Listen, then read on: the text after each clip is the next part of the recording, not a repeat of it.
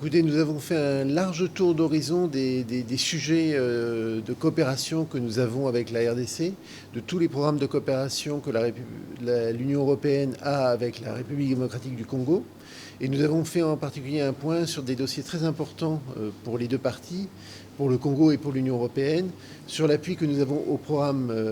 d'appui à la justice, le programme d'appui à la police, et ensuite tout ce que nous faisons en matière de navigation fluviale, et je pense notamment au PANAV. Donc nous avons discuté avec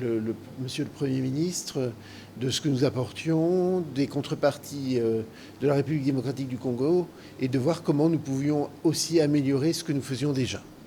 Donc, par exemple,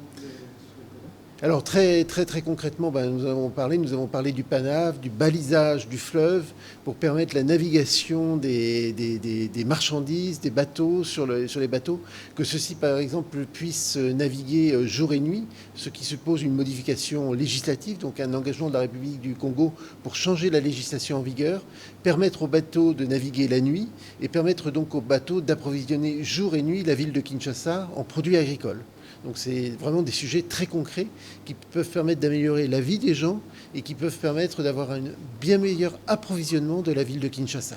Écoutez, lui-même a été très positif parce que c'est un sujet qu'il connaît et nous avons échangé sur des possibilités d'améliorer effectivement concrètement les choses. On a fixé un point de rendez-vous. On se reverra certainement au mois de mars de façon un petit peu plus large dans le cadre d'un dialogue élargi. Et donc nous sommes vraiment dans un cadre de co-construction partenariale, positive, de ce que nous pouvons en faire ensemble pour améliorer les conditions de vie de la population en RDC.